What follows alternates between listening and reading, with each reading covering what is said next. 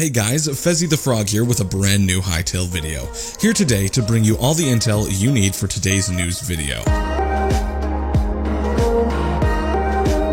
Today, we're going to break down the recent blog post from the massive multiplayer game Hytale. Before we hop into the news, we have a special announcement regarding our first partnership with Hytale News. Take a look.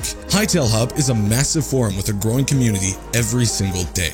They are currently hosting a referral competition that you guys can join right now. Hop on and you'll see us on there every day chatting and chilling with you guys. Anyways, we hope you guys are just as excited as we are to be participating in such a massive community as this one. Without further ado, let's get into the news. The Hytale team says this piece of concept art is one of the first we produced when development of Hytale began. It depicts 4 of the zones that make up the planet of Orbis, which is where the bulk of Hytale's storyline takes place. As you can see, each zone is unique. Our world generation system draws from a different set of rules for each one, and each has its own set of biomes. If you look closely, you'll get a sense for how underground topography changes from the winding caves and dungeons of Zone 1 to the subterranean forests of Zone 4. Honestly, I think the art team in this game is crazy. The amount of detail put into just the concept art alone is insane. Looking closer into the picture, here is an example of zone-based world gen in action. You're looking at a top-down view of Zone 1, comprising of several different biomes: forest, lakes, hills, ravines, and more. Our world gen system ties these together seamlessly, along with topographical features like ponds and rocky outcrops. You can also see a handful of generated points of interest. Looking into the first zone, the first thing we see is a huge array of beautiful trees and world generation system at work. Looking closely, we can see over a dozen of points of interests. The first one we're going to point out is the castle at the center bottom, which seems to be a dungeon of some sort. The second POI we're going to point out is the one in the top right center, which seems to be the same sort of structure as first mentioned, but with a ravine split into the tower. This land is incredibly beautiful, and I cannot wait to start exploring. Moving on, the next thing the Hytale team says is each zone has its own set of blocks and distinct content, including furniture sets, NPC races, creatures and critters, plant life, weather, and geology. Exploring a cave in Borea will be very different from exploring a cave in the Emerald Grove. Following this, we are given an image which shows how incredibly detailed the interior of this game will be. Looking closely, we can notice a trap door, a chest, and even a ladder that leads into an attic. Our next topic covered by the Hytale team is the coastline and the oceans. Here's what they have to say. Zones have different coastal features too, including specific biomes for the shoreline. Above, you can see a mountainous coast in Zone 3, whereas below, you can see the sands of Zone 2. Let's first start off with the image on top, which shows us how incredible the water is going to look in the game. We get to also take a look at how high some of these mountains are going to get. All I can say is the height limit is definitely above the standard height in Minecraft. Next, as you can see, the Hytale team shows a beautiful waterfall scene. This is what they had to say in their latest blog post. These unique world gen elements continue underwater, with secrets to find if you're brave enough to venture beneath the waves. That's not all, however. Venture far enough from the land and you'll encounter the ocean shelf, a sudden drop-off at the edge of each zone that leads to the deep ocean. The deep ocean is effectively a zone all by itself. It holds many dangers and rewards for intrepid explorers to discover.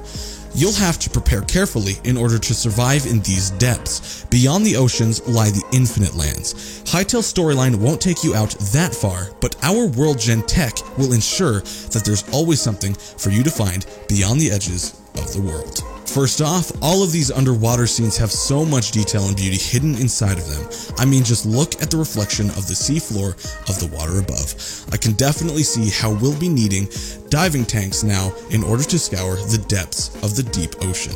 Moving on, the Hytale team says world generation applies to underground areas too, including caves and dungeons. While these will play differently in each zone, there are few universal principles that govern each. In this image, we get a close-up at all of the treasures we'll expect to find in these dungeons. Here, we can see a ton of barrels and a staircase leading into more rooms. Possibly, these barrels could yield some rare treasures. The next thing the Hytale team has to say is caves are full of secrets and creatures to encounter, and will be an important source of resources. They are entirely procedurally generated and based on rules that differ from zone to zone. Dungeons are a little different. They comprise of multiple chambers and encounters joined by connecting passageways, often culminating in a final room, providing challenges and special rewards tailored by our world team. This image shows our first glimpse of the deep sea caves we'll expect to see in-game. In this image, we also get to see our first look at a possibly biome-specific creature, the lava snail. Our next topic covered is dungeons. Here's what they had to say. Dungeons are just one example of how prefabricated content is incorporated into Hytale's world generation. We've created thousands of prefabs, 3,785 so far. They run the range from environmental features like trees and rock faces all the way up to ruins, buildings, and special encounters. These are distributed throughout the world at random and sometimes appear only once, but may feature hand-designed challenges, objectives, and rewards. Comparing a Minecraft dungeon to this is incomparable. The amount of content in this game will keep us adventuring for hours. I can't wait to explore and scavenge the great depths of these dungeons. Our next subject is prefabs. Here's what they had to say. Each prefab is custom built and is the equivalent of a blueprint for a particular piece of content. In addition to their visual design, they have their own triggers and events attached too. Elaborating on these, we can possibly see a greater way to build things in creative mode rather than placing them block by block. We will be able to terraform with these full trees and more. Next, here is a picture that you can see is a concept art for a specific kind of prefab, the entrance to a portal dungeon. When you meet the criteria necessary to unlock one, you'll enter a hand-designed encounter with its own rules and terrain. You'll be limited in what blocks you can break within these portal dungeons, challenging you to overcome obstacles using your other skills. Moving on, the Hytale team also says depending on where you find them, portal entrances can take several different forms. What you find on the other side will vary massively. Here is a glimpse at an early portal dungeon, the Temple of Gaia, along with one of its component parts, the Garden of Elements. This gives a good image about what the Garden of Elements will provide and what we will experience. How these portals will work, we don't entirely know. We can assume each portal will take you to a massive dungeon in the storyline. Moving on, our next topic covered is the happy little accidents that happen when your world generation mixes with each other. Here's what they had to say. You've now got a sense of broad principles that govern world generation in Hytale, from unique zones to hand-designed dungeons. All of this is governed by a set of rules, and some of our favorite environmental features come about when two contrasting sets of rules collide.